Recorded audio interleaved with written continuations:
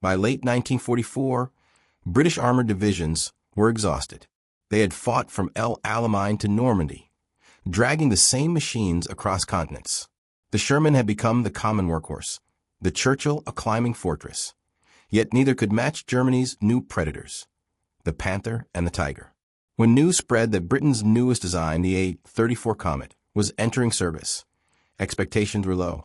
Soldiers called it a tidied-up Cromwell, another stopgap while the Americans handled the heavy lifting. Even some within the War Office dismissed it as too late to matter. The Germans, reading intercepted reports, mocked it outright. Propaganda leaflets sneered at Britain's toy tank, claiming it was a desperate attempt to copy their own Panther. To them, a 32-ton vehicle armed with a shortened 77mm gun sounded like a bad joke against their 45-ton machines. But behind the understatement lay something different, an unpublicized revolution in British armored thinking, born not from prestige, but from failure. The Comet's designers at Leland Motors had watched every previous generation break under battlefield reality. The Crusader overheated in the desert. The Cromwell was fast but undergunned. The Churchill could climb anything but move at a crawl. What they produced in 1944 wasn't a copy of anything. It was a synthesis.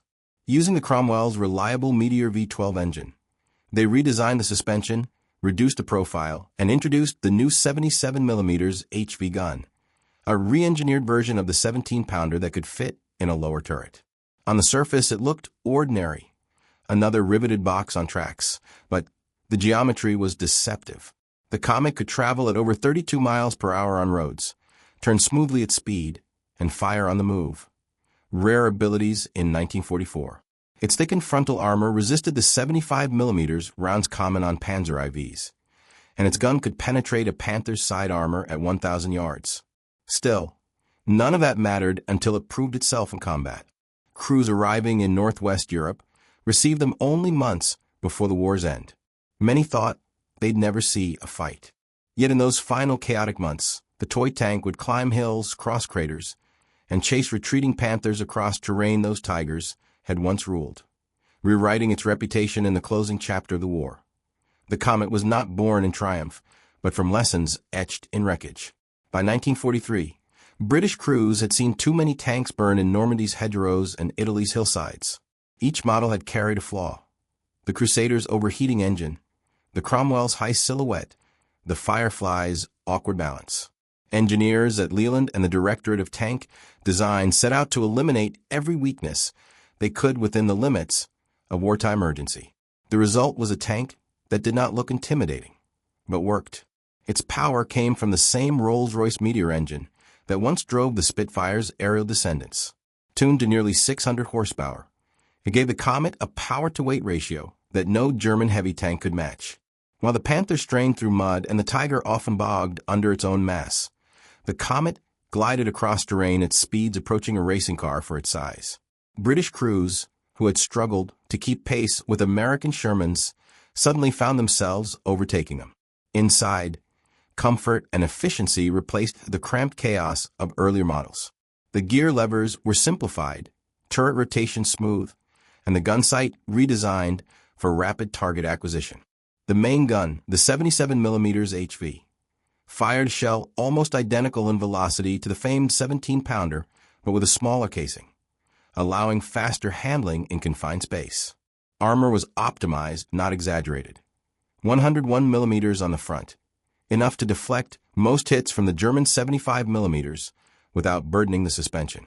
Where the Tiger's threat relied on size and fear, the Comet's strength came from agility. It could crest a ridge, fire, reverse, and reposition before German gunners could traverse their barrels. Tankers described the transition as shocking. The Comet didn't lurch or stall. It responded. In the words of one squadron commander, it finally felt like the machine wanted to fight with you, not against you. Yet, this perfection arrived too late for the headlines. The Allied armies were already surging into the Low Countries, and the German armored divisions were retreating under air assault and fuel shortages. To most observers, the Comet looked like an answer delivered after the question had been forgotten. But within those units that received it, the 11th Armored Division, the 29th Brigade, it would soon demonstrate that agility and balance mattered more than brute mass. The Comet's first test came not in grand offensives, but in the bitter, muddy grind of Western Europe's final months. In December 1944, as the Ardennes erupted in the Battle of the Bulge, British forces to the north were preparing their own winter advance. Among them, the 11th Armored Division received its first Comets. Many tankers were skeptical. New machines often failed when rushed to the front. Yet within days, reports came in of crews covering ground at a pace unheard of for British armor. In the Netherlands and Germany, the Comet found its proving ground. At Gotch, Kalbeck, and the Rhine crossings, the tank's mobility became its weapon. Roads churned to liquid mud by endless convoys trapped the heavier Churchills and Shermans.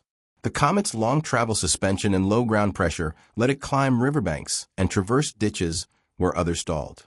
Infantrymen began to notice.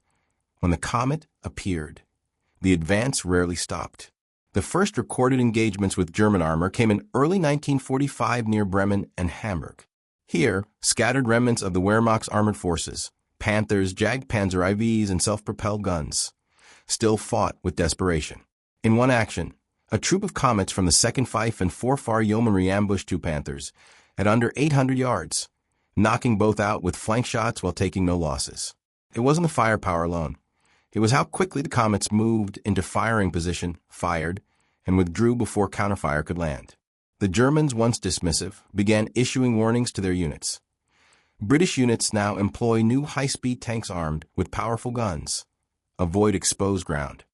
The Frey Schnellpanzer MIT Gefahrlicher Kanone, fast tanks with dangerous guns, appeared and captured radio intercepts. By spring 1945, the Comet had earned a quiet reputation among Allied officers as Britain's first true modern tank, one that balanced mobility, protection, and firepower with no fatal flaw. But there was irony in its success. It was almost too late to matter. With Germany collapsing, the Comet fought only brief duels before towns surrendered or enemy crews abandoned vehicles for lack of fuel. Still, those who drove it knew they were steering the beginning of something larger. The end of Britain's long search for the perfect tank, that in engineering terms. The Comet's triumph wasn't about brute strength. It was about balance. German tank design had pursued dominance through extremes. The Panther's long-barreled 75mm gun could pierce nearly anything, but the price was weight, complexity, and fragile components. Field reports from 1944 showed that nearly half of all Panthers lost in combat weren't destroyed by enemy fire, but by breakdowns or fuel starvation. The Comet, in contrast, was a study in disciplined practicality, a tank built not for headlines, but for reliability. Its Meteor V12 engine delivered power with minimal maintenance. Crews could replace major components in hours, not days. The gearbox, refined from the Cromwell's Christie suspension system, allowed smooth gear transitions at speed, no grinding, no stalls mid-turn. The design team had learned the value of simplicity under fire. Every lever and bolt could be reached by hand. Every system field reparable without factory tools. The 77mm HV gun gave it the precision edge, firing armor-piercing composite rigid APCR, rounds at over 2,700 feet per second. It could penetrate the Panther's side armor and even the Tiger's lower hull when properly aimed. Unlike the Firefly's towering 17-pounder, the Comet's gun fit neatly into a low-profile turret, preserving silhouette and balance. The tank's center of gravity sat so evenly over its tracks they could climb gradients exceeding 30 degrees and traverse deep shell holes without tipping, a stability the Germans envied but never matched. In field tests after the war, captured Comets demonstrated better, sustained cross-country speed than the Panther, even with thinner tracks. British engineers calculated that its ground pressure was just 11 psi, compared to the Panther's 15, meaning the Comet could cross soft ground without bogging. Where the Tiger left ruts, the Comet left tracks barely deeper than a Jeep's. Yet its real strength was psychological. Crews trusted it. The tank didn't fight them. It felt predictable, responsive, even graceful.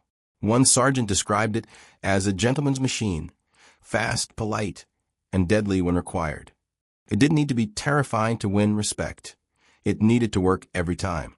In those final drives through northern Germany, the Comet's engineering precision became a symbol of how Britain had learned at last to wage mechanized war on its own terms.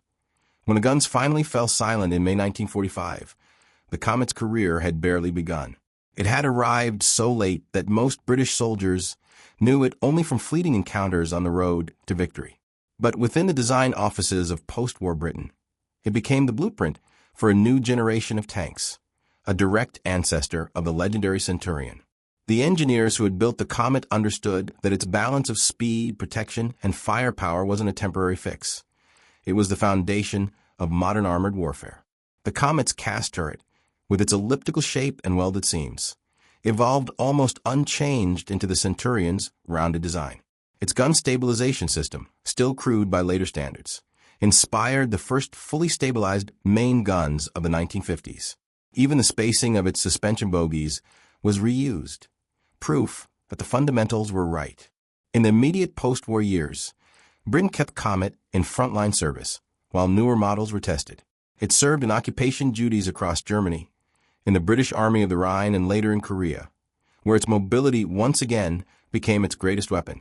Against the steep ridges and river valleys of the Korean peninsula, the Comet climbed and fired where Shermans and Pershing struggled. Veterans began to call it the Mounted Cat, a quiet nod to its wartime grace. Other nations noticed. Ireland, Finland, South Africa, and Burma adopted the Comet through the 1950s, praising its reliability and ease of maintenance. Unlike the German Panthers, which became museum relics and scrapyard hulks, the Comet stayed in service for decades, proof that good engineering outlives fashion. Perhaps its most lasting legacy was cultural. The British Army's tank crews, who had once endured years of mechanical misfortune, finally had a machine they trusted. They entered the post-war era confident not just in their training, but in their equipment. The Comet had restored faith in British industry and balanced design, and in the belief that mobility could be mightier than mass. From that philosophy came the Centurion, a tank that would serve in every major conflict of the next 40 years. And behind its silhouette, in the lines of its hull and the slope of its turret, the Comet's DNA remained visible. The quiet tank that taught Britain how to build for victory in the end. The Comet story was never about glory. It wasn't a tank that changed the tide of war or inspired propaganda posters. It arrived quietly, fought efficiently, and slipped into history without fanfare. Yet, among those who understood engineering and survival, it became a symbol of maturity, the moment Britain's armored philosophy grew up. When the Germans first heard of the Comet, they dismissed it as a late imitation, a toy tank, too light to matter, too British to be dangerous. The irony was that its restraint was its genius. Where the Tiger exhausted its crew and its nation, the Comet embodied the opposite.